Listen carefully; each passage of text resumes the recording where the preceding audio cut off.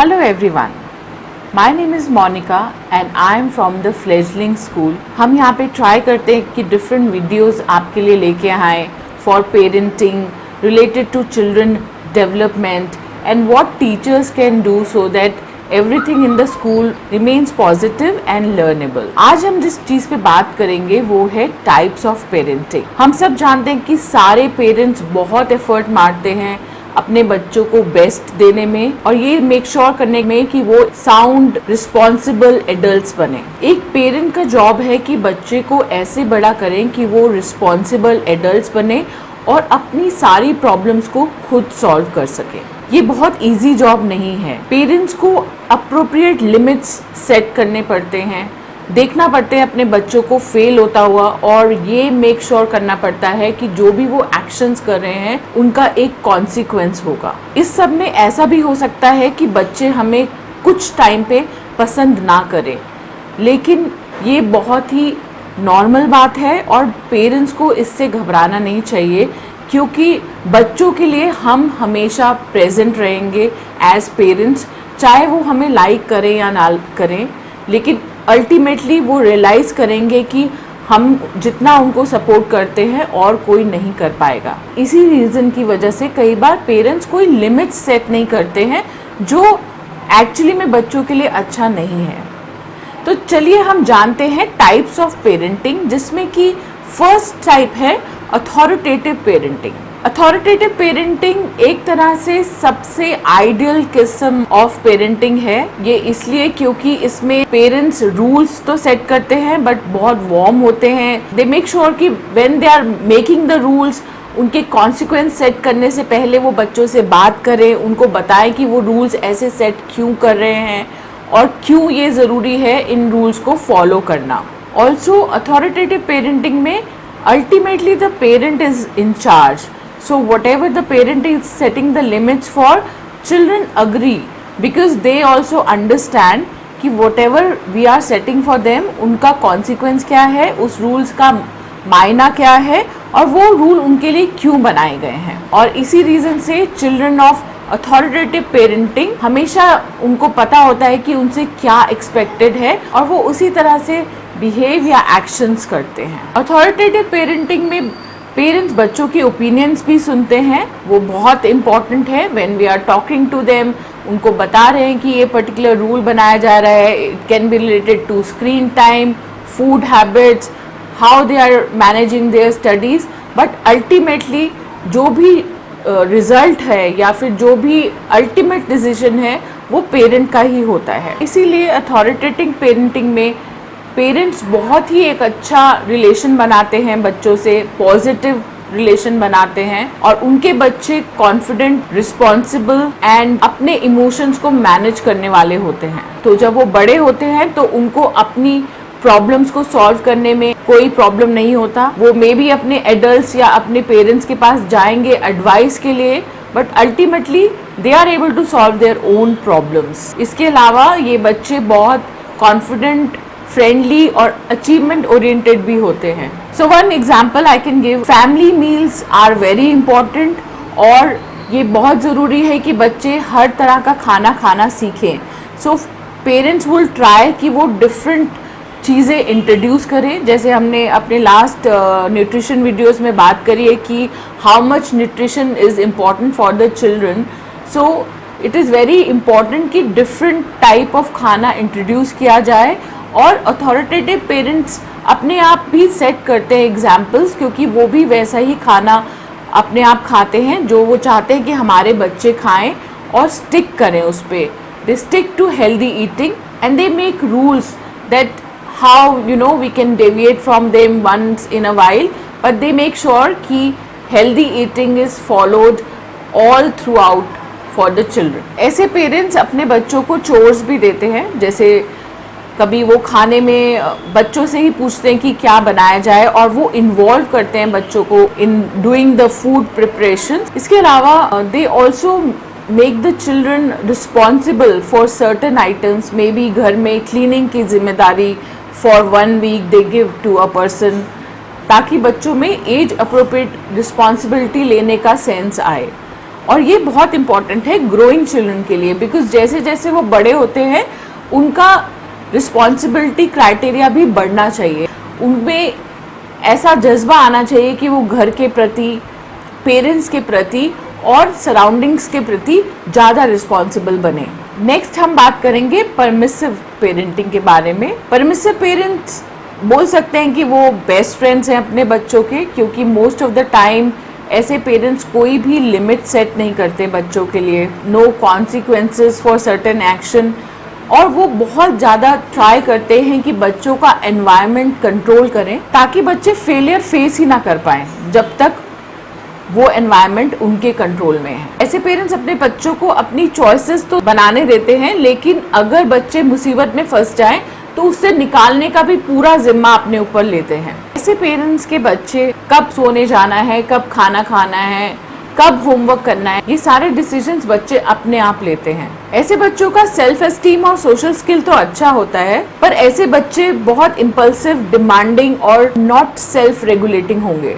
वो अपने आप को मैनेज नहीं कर पाएंगे ढंग से व्हेन दे ग्रो अप, क्योंकि पेरेंट्स इतना ज़्यादा एनवायरनमेंट को कंट्रोल करते हैं, बच्चों को सेंस ऑफ फेलियर या रिजेक्शन का कोई एक्सपीरियंस नहीं रहता, और इसीलिए जब वो एक्चुअली में एडल्ट वर्ल्ड में जाते हैं तो उनको बहुत प्रॉब्लम आ सकती हैं वर्ल्ड को फेस करने में, और रिजेक्शन, फेलियर्स, रिलेशनशिप्स में कैसे अपने आप को मैनेज करना है, ये सब करने में। One example of permissive parenting in food time is that कि बच्चे क्योंकि अपनी चॉइसेस खुद बनाते हैं, ऐसा हो सकता है कि एक मील टाइम में they would request a special meal जो कि पेरेंट प्रोवाइड करेंगे उस टाइम, और इसीलिए बच्चे बहुत पिकी ईटर्स बनेंगे, वो बहुत जल्दी एडजस्ट नहीं करेंगे फूड हैबिट से, और हमेशा एक ही टाइप का खाना खाने की चॉइस हो सकती है उनकी। ऐसे बच्चे फ्रूट और वेजिटेबल्स को बिल्कुल ही नकार देते हैं एट टाइम्स, क्योंकि उनको वही मिल जाता है जो वो खाना चाहते हैं, तो यही है अनहेल्दी हैबिट वो कैरी भी करते हैं इन देयर एडल्टहुड, और इसीलिए ऐसे बच्चों का इनएक्सपीरियंस रहता है, they don't try new things, they don't try new foods, और सोशल सेटिंग में भी कई बार इनको एडजस्ट करने में प्रॉब्लम आती है। अब हम बात करेंगे अथॉरिटेरियन पेरेंटिंग स्टाइल। ये पेरेंटिंग स्टाइल है जिसमें कि बहुत स्ट्रिक्ट रूल्स होते हैं बच्चों के लिए, बहुत हाई स्टैंडर्ड्स और पनिशमेंट्स इन्फोर्स की जाती हैं सो दैट बच्चों का बिहेवियर रेगुलेट करा जाए। अथॉरिटेरियन पेरेंट्स की बहुत हाई एक्सपेक्टेशन रहती है अपने बच्चों को लेकर, हो सकता है एकेडमिक्स से रिलेटेड, स्पोर्ट्स से रिलेटेड, या फिर all the other fields also. So the parents are expecting a lot from the children, और उसके लिए वो उनको बहुत ही हाई डिसिप्लिन में रखने की कोशिश करते हैं, जो बच्चों को कहीं ना कहीं इफेक्ट करता है। ऐसे बच्चे बहुत ही डिसिप्लिन तो होंगे और वेल बिहेव भी होंगे, लेकिन ऐसे बच्चे जब बड़े होंगे तो they grow up with the fear of punishment. They also lack in making their own decisions because parents most of the time उनको बता रहे हैं कि क्या करना है, क्या नहीं करना, ऐसे ही करना है, एक पर्टिकुलर वे में ही करना है। सो बच्चों को अपने आप डिसीजन लेना आता ही नहीं है। ऐसे बच्चे कई बार एग्रेसिवली रिबेलियस भी हो जाते हैं, बहुत डिफ़िकल्ट भी हो जाते हैं इन देयर टीन ईयर्स, और बहुत डिफ़िकल्ट हो जाता है पेरेंट्स को उनको मैनेज करना, या उनके इमोशंस को भी वो खुद मैनेज नहीं कर पाते। For example, authoritative parents might want the children to eat a certain type of food and also the amount of food. They might force the children at meal time to eat a particular type of food and the quantity also. तो वो force eating actually में अच्छी नहीं है, क्योंकि उससे बच्चे repel कर देते हैं food. They might even hate certain food types altogether for their lifetime.